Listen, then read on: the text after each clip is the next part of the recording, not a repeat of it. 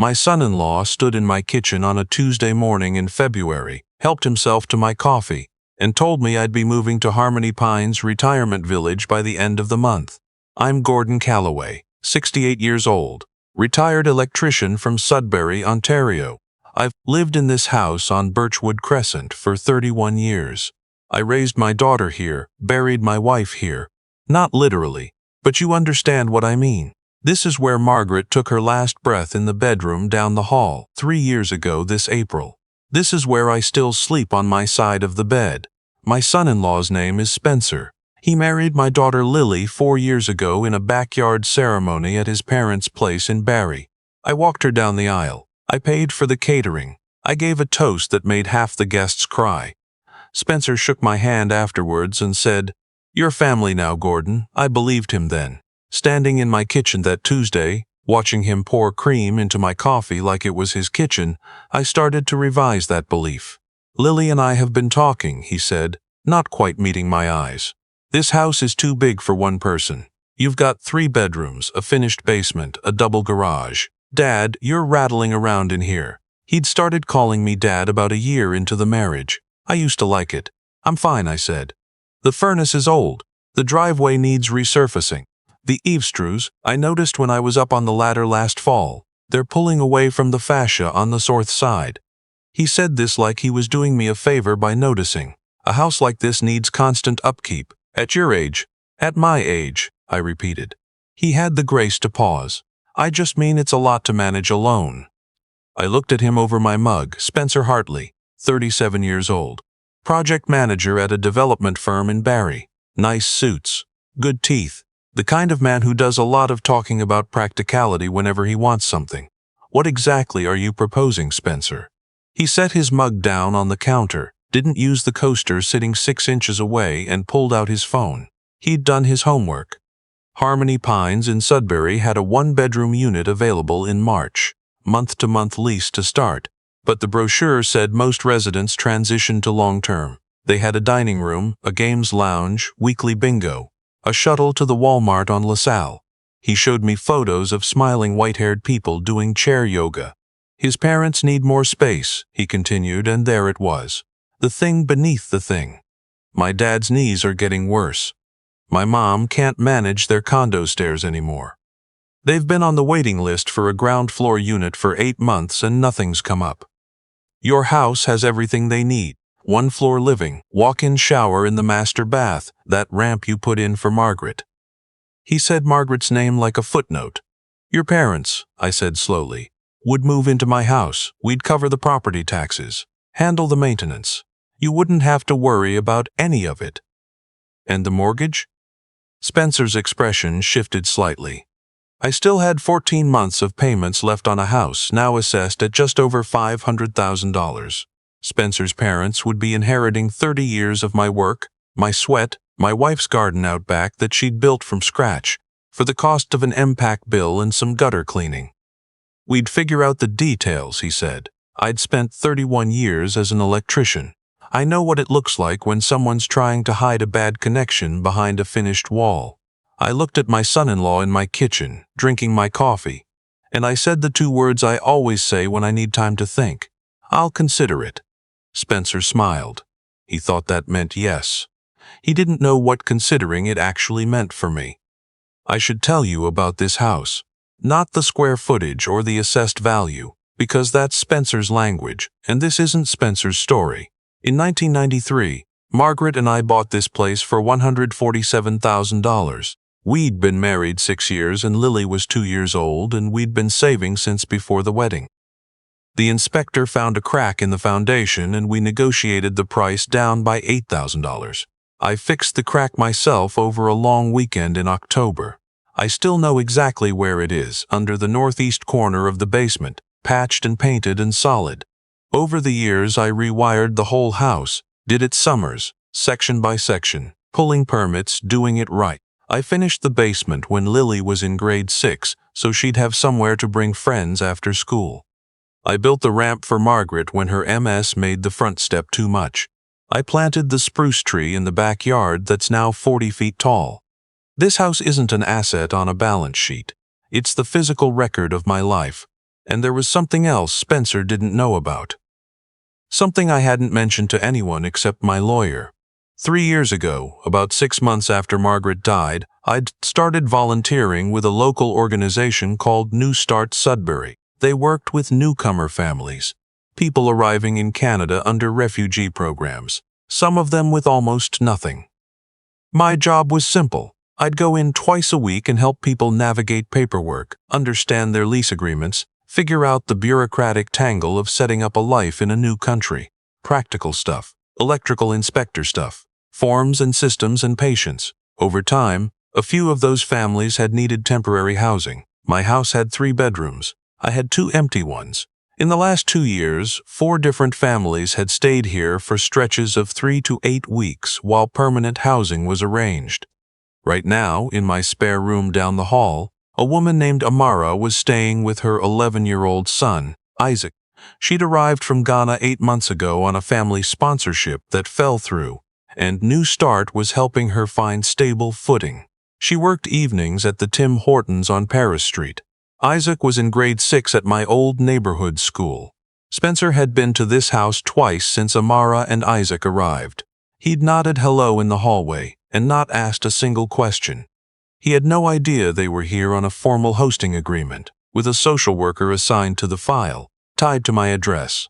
He had no idea that if I gave up this house, the agreement ended, and Amara and Isaac would be back on a waiting list that currently ran 4 to 5 months. He thought he was negotiating over a building. He was actually trying to dismantle something that was still running. I want to be fair to Spencer. He's not a monster.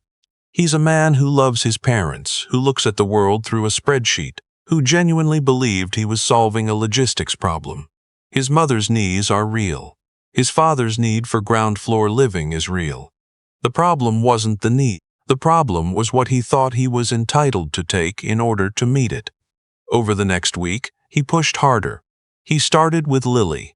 She called me on a Wednesday evening, and I could hear in her voice that she'd been prepared for the conversation. She used phrases that weren't hers: long-term planning, and quality of care, and the practical reality. She was reading from Spencer's script. I knew my daughter. I'd taught her to ride a bike in this driveway. This wasn't how she talked. "Lily," I said quietly, "do you actually want me to leave this house?" Silence. "I want what's best for you, Dad." "That's not what I asked." Another silence, longer. "Spencer thinks." "I know what Spencer thinks. I'm asking what you think." She started crying then, and I felt terrible for pressing, but I needed to know. "I don't know, Dad. I don't know. He's so sure about it." I told her I loved her and we'd figure it out together. After I hung up, I sat in Margaret's chair in the living room for a long time. The following Sunday, Spencer came back. This time, he brought his parents. His father, Lawrence, was a quiet man, retired from the post office after 35 years. His mother, Christine, had been a dental hygienist. They were decent people, uncomfortable people that afternoon. Christine kept looking at her hands. Lawrence wouldn't quite meet my eyes. Spencer spread documents on my kitchen table. Printed sheets from Service Ontario. A draft letter from a real estate lawyer. He'd written up a proposed living arrangement. His parents would take over the property, cover taxes and maintenance, and I would have first right of return, if my health required it, whatever that meant. "This keeps everything in the family," Spencer said, and I noticed he didn't say my family. "Spencer," Lawrence said carefully, "maybe we should let Gordon speak, Dad. I've explained the situation." "Gordon understand." "Do I?" I said. Spencer looked up from his papers. "The house is going to pass to Lily eventually anyway. We're just accelerating the timeline while everyone benefits." Christine put her hand over her mouth briefly, like she'd just heard something she wished she hadn't. I looked at this man who'd sat at my table, at my daughter's father's table, and told me that my 31 years of living amounted to an inconvenient scheduling problem. I thought about Amara down the hall, who'd gone to work early so the house would be clear for this meeting. I thought about Isaac's hockey bag hanging on the hook by the side door. I thought about Margaret's garden, and the 40-foot spruce and the crack in the foundation that only I knew about and only I had fixed. And then I said something I hadn't planned to say. "Spencer, when you say this keeps everything in the family, whose family? Exactly. He blinked. You've told Lily she's lucky I was around when she needed someone. You've said that real family means people who are actually related. Those are your words from a conversation 2 weeks ago that Lily told me about. I kept my voice even. So by your logic, you're not my family either. You married my daughter. That's a legal contract. It doesn't give you any more claim to this house than the mailman has. Lawrence made a sound that might have been a laugh he was suppressing. Spencer's face went red. That's not the same thing at all. Why not? You set the terms. I'm just applying them. Gordon. He took a breath. I'm trying to be practical here. My parents need help. You're living alone in a house that's too big for you. I'm not living alone. That stopped him. Amara and Isaac are in the spare room, I said. They've been here for 6 weeks. Isaac plays novice hockey on Tuesday evenings. Amara works the closing shift 3 nights a week. This house is registered with New Start Sudbury as a host residence. It has a caseworker and a file number. If I leave this house, they go back on a waiting list. Christine looked up sharply. You have? You're hosting refugees? Spencer said the word like he wasn't sure it was legal. Newcomers, I said. Yes, through a program your daughter also volunteers with. Incidentally, she knows Amara. Lily knows too now. I told her last week. Spencer stared at me. I could see him reorganizing his understanding of the situation, not comfortably. That doesn't change the basic. It changes everything, Spencer. I leaned forward slightly. This house isn't sitting empty waiting for a better use. It's already in use, real use, the kind that doesn't show up on a real estate assessment. I stood up and walked to the window that looked out over the backyard. The spruce was enormous against the February sky. I'll tell you what I'll do. I'll make some phone calls. And then I think you should see exactly what this house is. He thought I meant I'd talk to a lawyer. He was right about that. But that wasn't all. I want to tell you about the people I called that week, because Spencer's version of family was so narrow it had no room for any of them. The first call was to my old foreman, Peter, who runs a licensed electrical contractor business now with 32 employees. We worked together for 20 years. He's the one who hired 3 of my former apprentices after I retired. He answered on the first ring when I explained the situation. What do you need, Gordon? Just wanted you to know what's going on, I said. I might need some backup, say the word. The second call was to Cheryl at New Start Sudbury. She's the program director, been doing this work for 18 years. I told her about Spencer's proposal. She was quiet for a moment. Do you want me to explain the program to your family? She said. Sometimes it helps to hear it from us. I might take you up on that, I said. The third call was to my daughter. Not to talk strategy. Just to tell her I loved her and that whatever happened, I wasn't angry with her, and that I wanted her to make up her own mind free of Spencer's spreadsheet. She cried again. I let her. And then there were the families. Over 2 years and 4 placements, I'd kept in touch with the people who'd stayed here.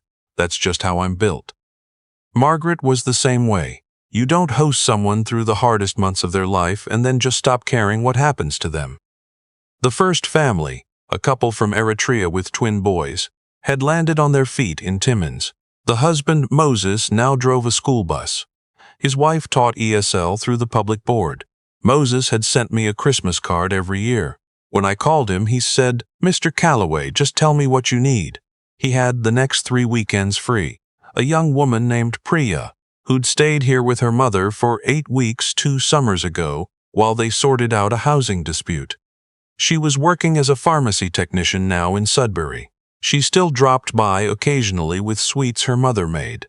She called me back within the hour. An older man named Joseph, who'd arrived from South Sudan and spent 5 weeks here while Cheryl found him a place. He was retired now himself, doing peer support with New Start. He lived 20 minutes away. None of these people had any legal obligation to me. I hadn't kept in touch expecting anything. I'd kept in touch because they were people I cared about, and apparently that made a difference I hadn't calculated. Saturday, Moses said. We'll be there. Saturday Spencer had chosen for the moving truck was 3 weeks out. In the time between, a few things happened. Spencer sent a formal email, formatted like a business memo, bullet points and everything, restating his proposal and setting a response deadline of 10 days. He copied Lily. He copied his own parents, which told me Lawrence and Christine hadn't actually endorsed this in writing, because Christine called me separately that same evening. "Gordon," she said, "I want you to know that Robert and I, Lawrence and I, we never asked for this. Spencer told us you were considering it voluntarily. I didn't know about the other people in your house." She sounded mortified. "I'm so sorry. This has gotten out of hand." "Christine," I said, "your son loves you. He just went about it the wrong way.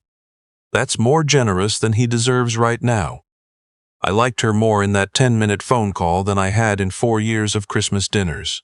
Lily came over that Thursday. She brought soup.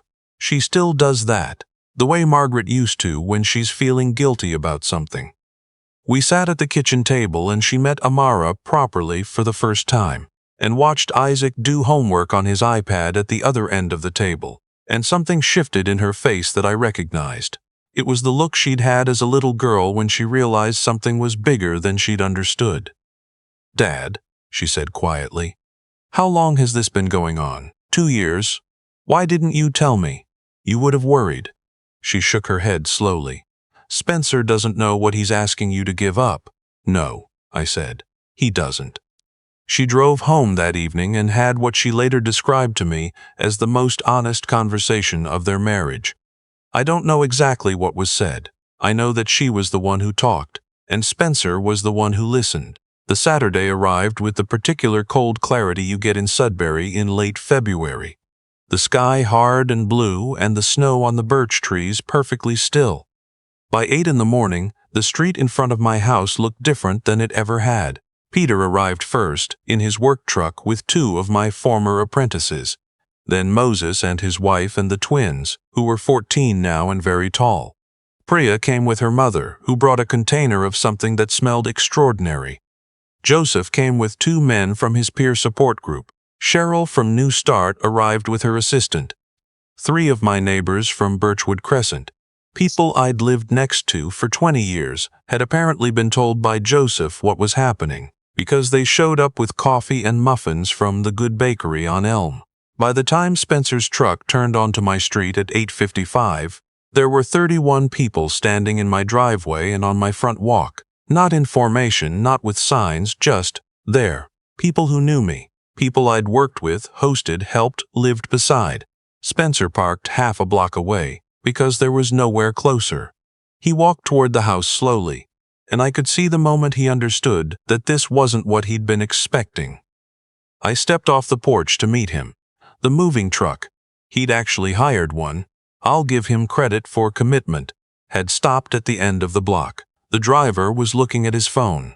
Cheryl walked over and introduced herself with the directness of someone who'd spent 18 years doing hard conversations. "Mr. Hartley, I'm the program director at New Start Sudbury. I'd like to explain what this address means to our organization, if you have a moment." Spencer looked at her. He looked at the crowd.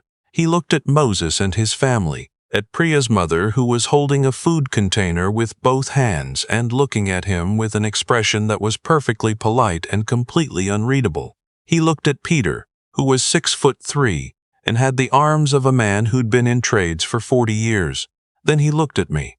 "Gordon," he said, and his voice was different than it had been my kid 3 weeks ago. I didn't understand the full picture." "No," I said, "you didn't. I was trying to help my parents. I know that. I went about it badly. I looked at my son-in-law. He was 37 years old and he'd just learned something that some people don't learn until much later, and some people never learn at all. I thought about what Margaret would say. She'd always been better at forgiveness than I was. Faster at it. Less interested in making a point. "Spencer," I said, "do you want to come inside and meet everyone properly?" He stood there for a moment in the February cold. Then Lawrence and Christine came up the walk behind him. They'd been in Spencer's truck, which I hadn't realized, and Christine put her hand on her son's arm and said quietly, "Come on, come inside." The moving truck driver called Spencer's cell to ask if he should wait. Spencer told him he could go. We had about 35 people in my house that morning. It was crowded and warm and smelled like Priya's mother's cooking, and Peter's terrible instant coffee that he'd brought in a thermos.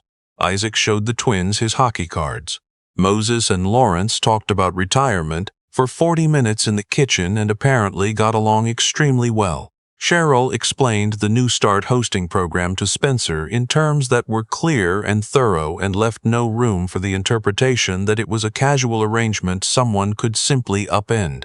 Spencer listened. He didn't argue. That surprised me. Around noon, most people drifted out. Lily had come by mid-morning and she and Spencer sat together on the couch in the living room for a while, talking quietly. I gave them space. Before he left, Spencer came and found me in the kitchen. "I owe you an apology," he said. "More than one, probably." "Probably," I agreed. I saw a big house and a fixed problem and I stopped looking at what was actually in it. I nodded. "Can I ask? What would have happened to Amara and her son?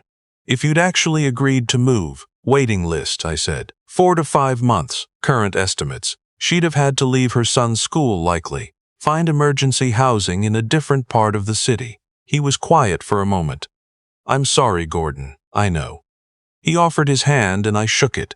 His grip was firmer than I remembered from the wedding day. Maybe he meant it more this time. The full consequences took a few months to land, quietly and without drama, which is the Canadian way. Lawrence and Christine found a ground-floor condo in Barrie that came available in April. Spencer found it for them, spent a weekend painting it, built them a ramp for the back entrance. He sent me a photo. It looked good. I told him so. Spencer and Lily went to 3 sessions of couples counseling. Lily told me this herself. She also said they were the most useful 3 sessions of their marriage, which probably tells you something. Amara got an offer on permanent housing in May, a 2-bedroom apartment 12 minutes from Isaac's school. The 3 of us had a quiet dinner the last night they were here.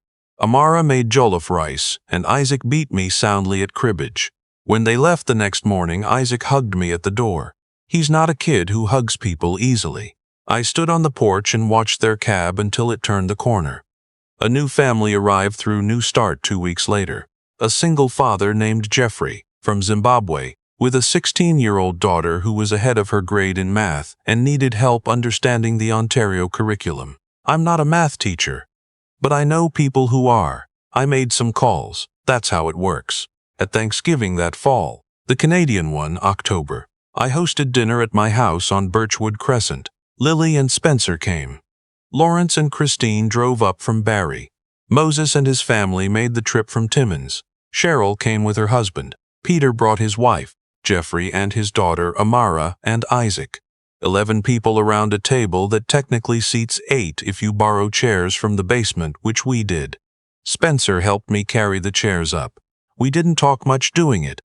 Just the work, the awkward angle of the staircase, the satisfying thud of wood on linoleum when we set them down. At one point, he looked around at the finished basement, the walls I'd framed and drywalled myself, the carpet I'd laid with Lily's help in 2003, her handprints still penciled on the back of the drywall where nobody would ever see them. "You built all this yourself?" he said. "Most of it. Borrowed some help on the heavy stuff." He nodded slowly, looking at the room. "It's solid work." "Yes," I said. "It is." We carried the last chair up and I held the door open and Spencer walked through it into my house, into the noise and warmth and the smell of roasting turkey, into the crowd of people who had no claim on each other except the kind that's made, not inherited. Family isn't the house you inherit. It's the house you build, and keep building and let other people build themselves inside of. Margaret knew that. She always did. I'm still learning.